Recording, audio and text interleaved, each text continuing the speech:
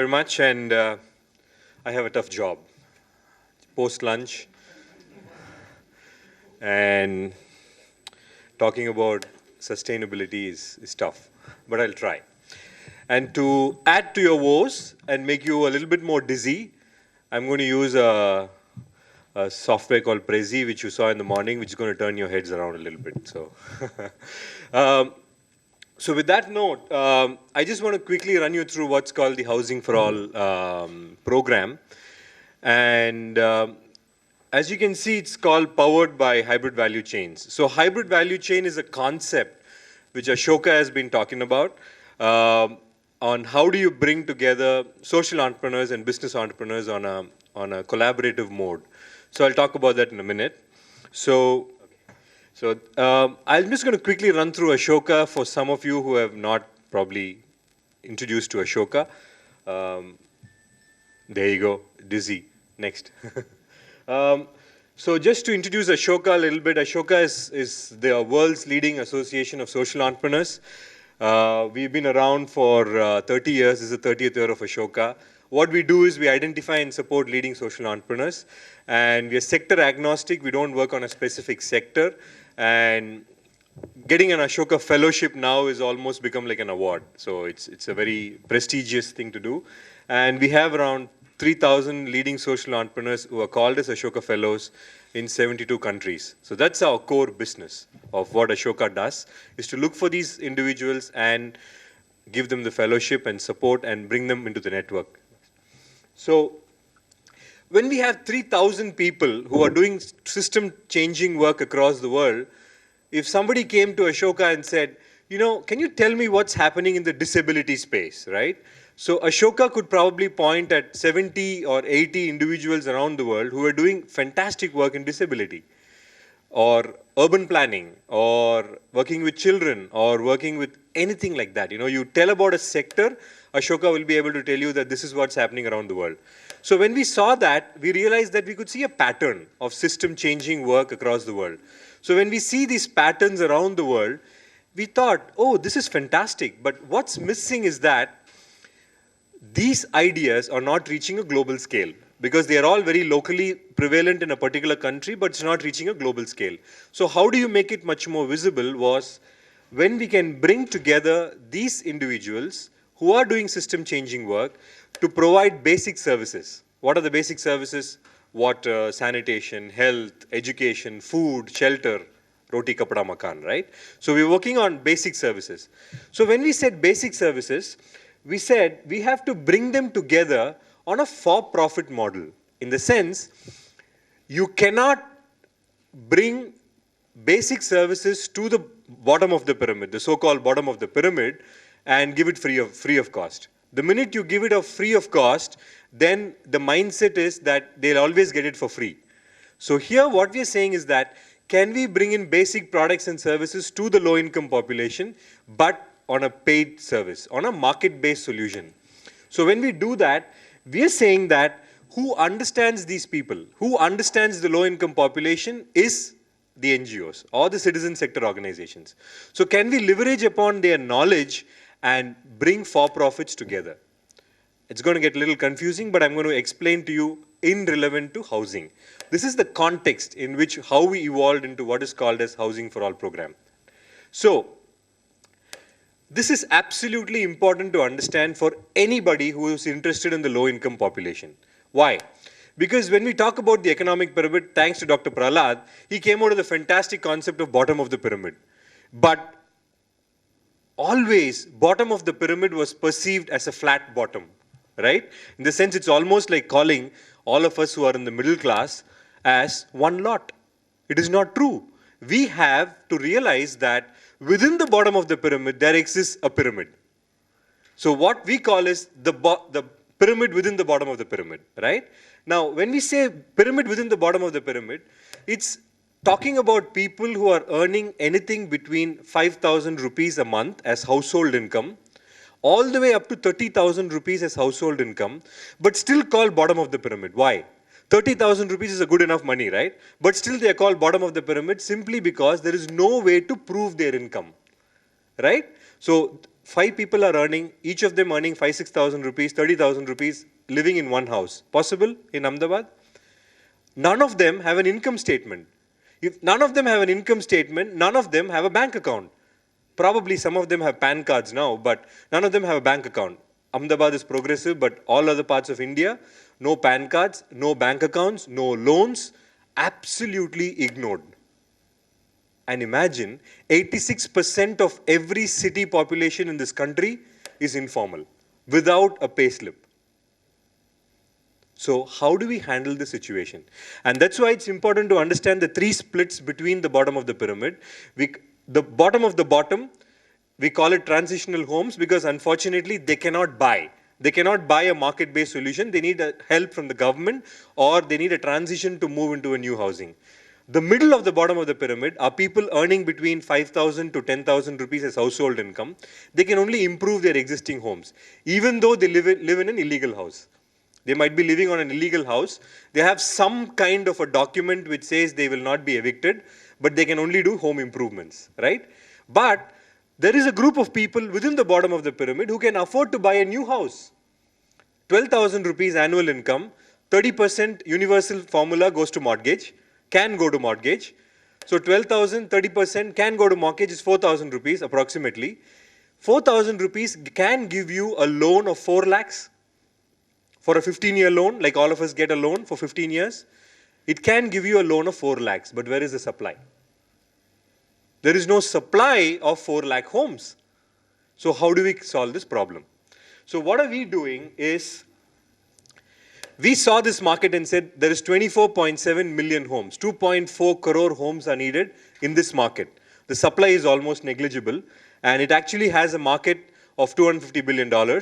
And this is 2001 census. 2011 census is probably 40 million over. Move on. So what are we doing is, we said, can we provide housing for this group of people, sub 10 lakhs, which will give them a house between 250 square feet and 550 square feet, completely market-based, not dependent on a government grant. And we said we'll only focus on informal sector population, meaning people without an income statement. So this was the challenge we said. How do we take it forward? So we said, how do we prove that this model is possible? The first important stakeholder is the developer, right? The developer has access to land. Why you don't want to deal with land? All of us know how corrupt land is. So it's the most corrupt thing in the whole world, not just in India. So land is something only developers can handle.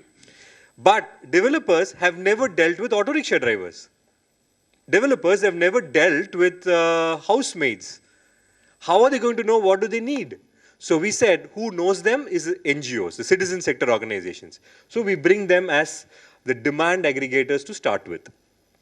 The third important stakeholder here is the finance. They need money, right? The State Bank of India's and ICICI banks won't give them a loan. Why? Because they are conceived or perceived to be high risk.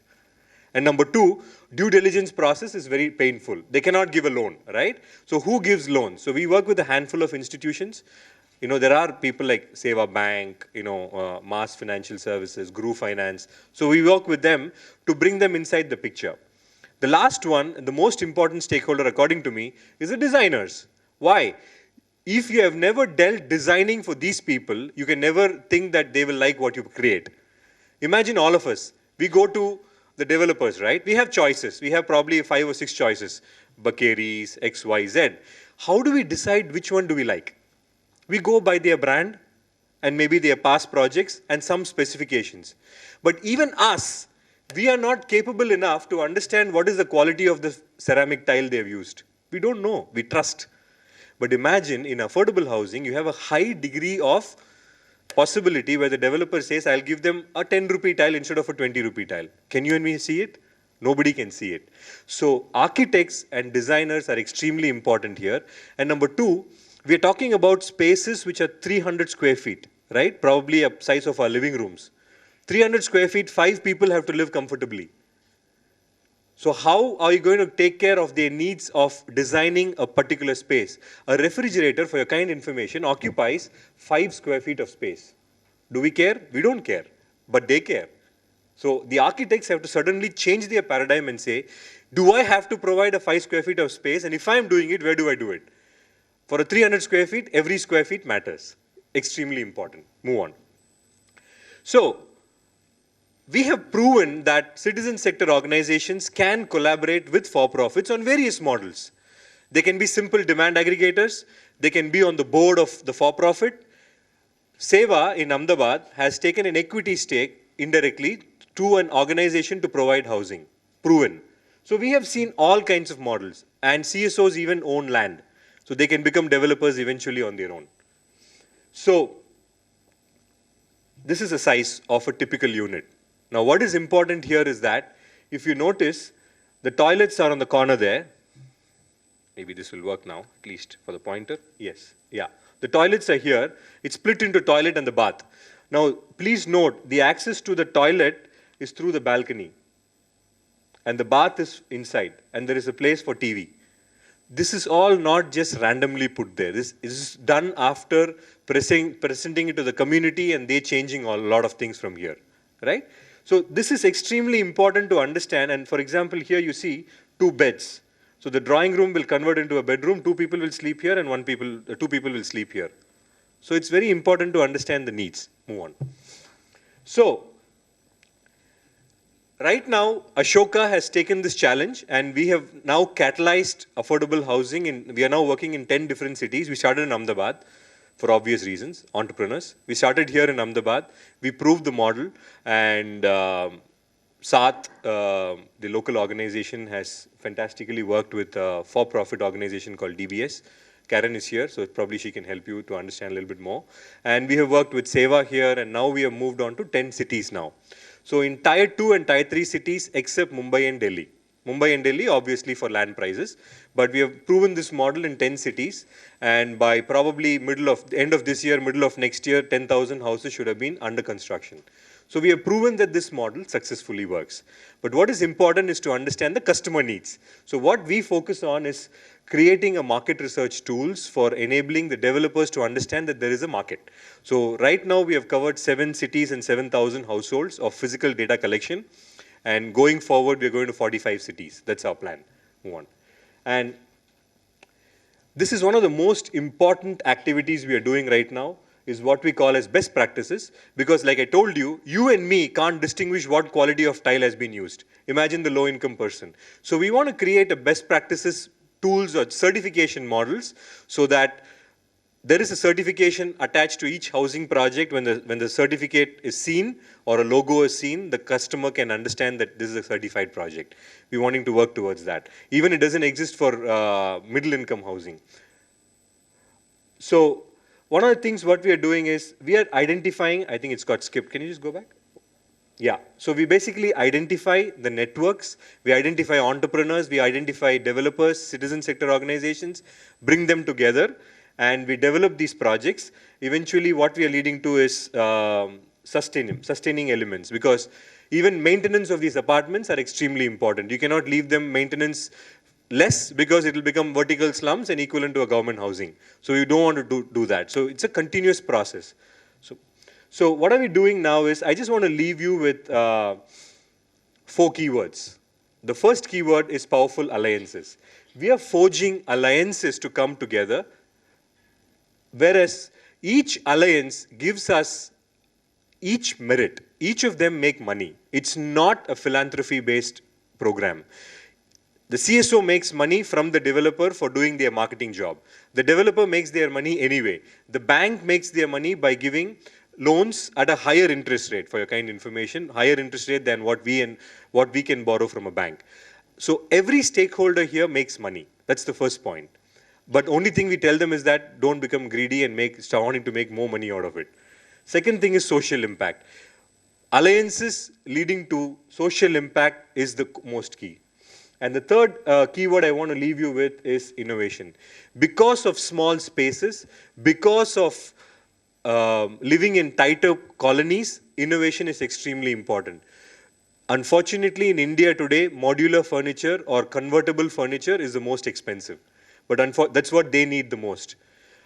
Have you ever seen, ironically in India, a sofa cum bed is more expensive than a sofa? Because of the value we create in our minds. But for them, they need a sofa cum bed, which can be a sofa and converted into a bed. But it doesn't exist for that price point. Innovation is extremely important. The last point I want to leave you with